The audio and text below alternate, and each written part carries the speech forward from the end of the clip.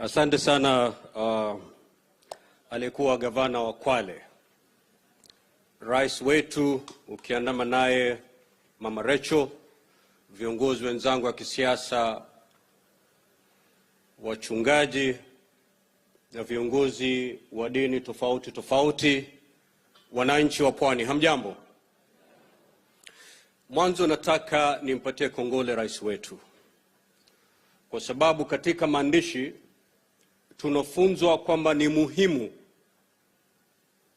kurudi kwa Mwenyezi Mungu baada ya kuwa umemuomba na ametimiza yale yote ulomuomba, umregelee na ukamwambie asante.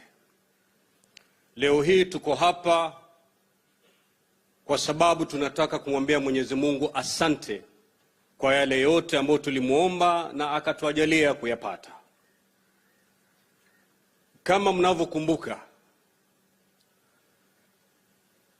rais wetu wakati wa kampeni, viongozi wengi sana wa kisiasa walikuwa wanamuogopa kumkaribia kwenda karibu naye.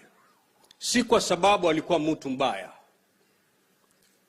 lakini kasumba iliyoko ni kwamba ukimkaribia ole wako.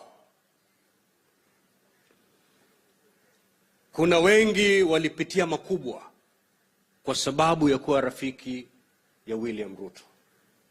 Kuna wengi walipata masaibu kwa sababu ya kukaa kidete na William Ruto.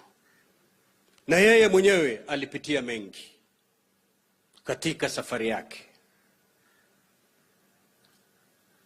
Hapa Mombasa, nikiwakumbusha tu, kuna nyumba mbili, moja ya rais na moja ya naibu wake,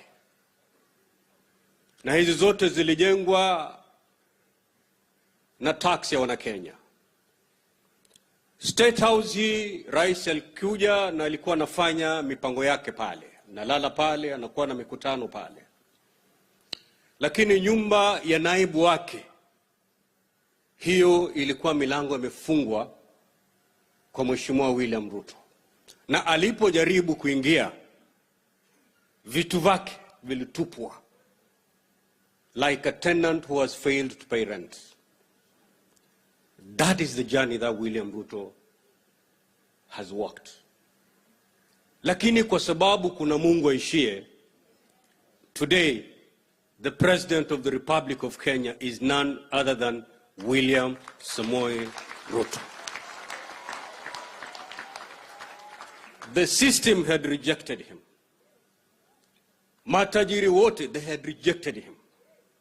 Because alikuwa amesukuma pahali, everyone saw in William Ruto not someone who will ever get far. Lakini kama vile tunavyokumbushwa katika Zaburi 118 mstari wa 22 mpaka 23, the stone that the builders rejected became the cornerstone.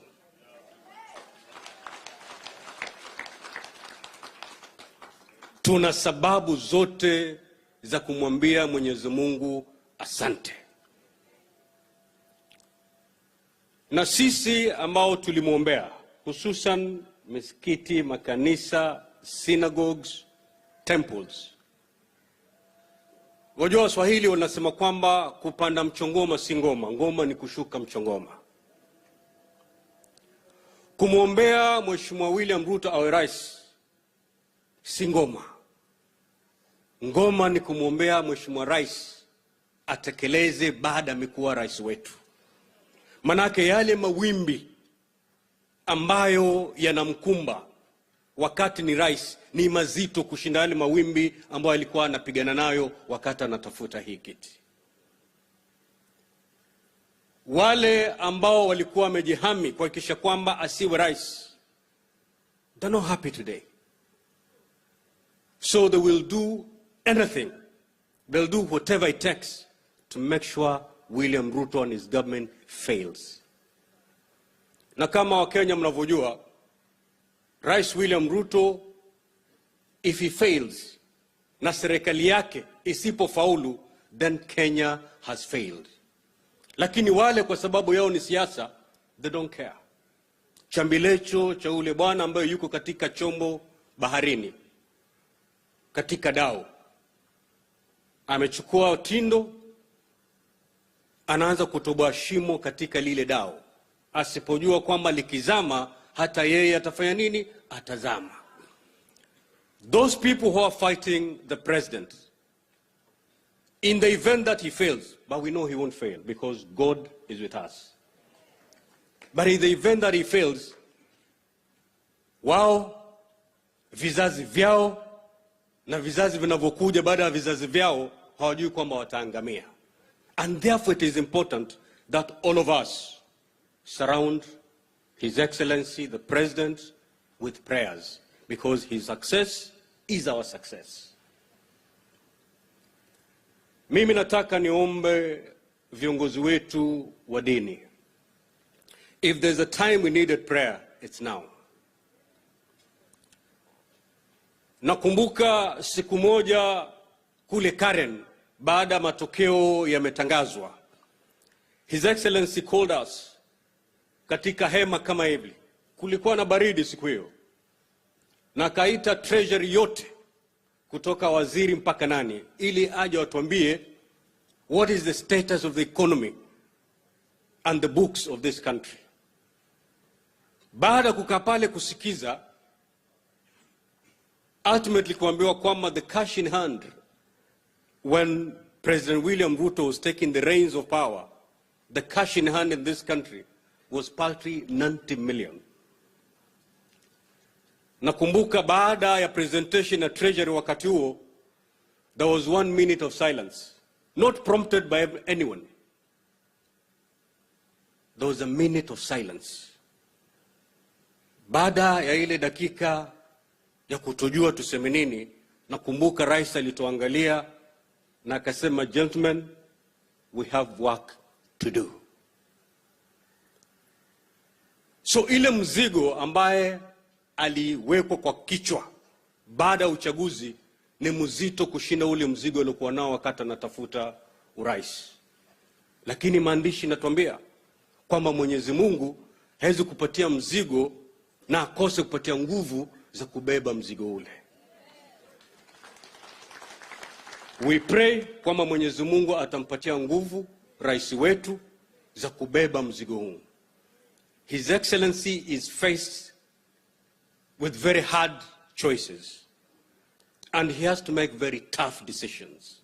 Some of these decisions may appear to be very punitive today, but in the long run, Kenyans are going to celebrate this month. One of the most difficult decisions the president had to make, because he was faced with two options. Baada kuambiwa the economy is in this state, he had two options: either to run to the international financial market and continue the borrowing, because it has been the order of the day, or to stop the borrowing and say, kama Wakenya tuna madeni ya kutosha. Ukiona inch, if you see a country giving its primary installations as collateral for loans, jua tumefika pabaya. Hapo ndipo tulikuwa sisi kama Wakenya when the president took over the reins of power. He could have decided to make a very popular decision. Manake yeye ni mwanasiasa, and 2027 he'll want to be re-elected to do his second term. He could have chosen the easiest and most popular path: to borrow more, to continue with subsidies that were not sustainable. Kenyans wangepigia makofi, but in the long run he would have sunk this country deeper and deeper in trouble. The president chose country over self.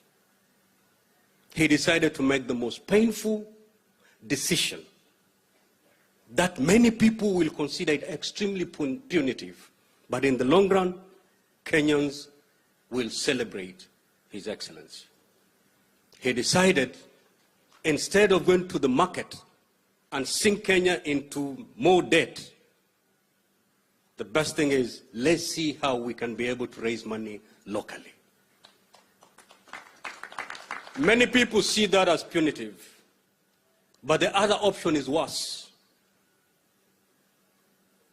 The other option was worse. We are auctioning our country, our sovereignty, to other countries. And with such decisions, the president needs prayer. Na rais, nataka nikukumbushe wakati ulipokuwa Sagana kule Nyeri. I likened you like kama mganga wa ugonjwa wa jipu. You know, daktari wa jipu, he's never celebrated wakati anatibu lile jipu. Hapongezwi wakati anatibu lile jipu. Kwa sababu jipu kupona, kuna kizungumkuti lazima kifanyike. Lazima lifinywe, na yule unomfinya atapiga kelele, hata makofi anaweza kukupiga. Lakini ukiliachilia, ataendelea kuwa mgonjwa. Acha kupige, acha matope kurushie, mata kutemee, akuume, lakini ngangana lele jipu. Ultimately, baada ile jipu limekuwa kovu, yule mgonjwa atakuja na mbuzi na zawadi kukupatia kwamba ulinisaidia. That is what the president is doing. Kufinya jipu. You have our prayers, finya lile jipu. Sufuria zitavaliwa kwa kichwa, finya lile jipu. Maandamano yatafanyika, finya hilo jipu.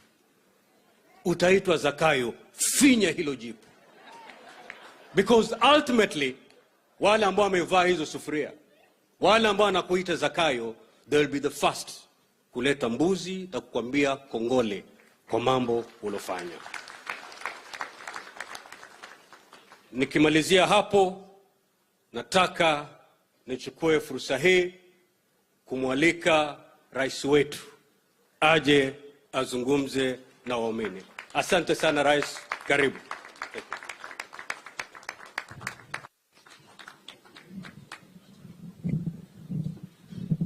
Asante sana, tafadhali tunaweza keti chini. Asanteni.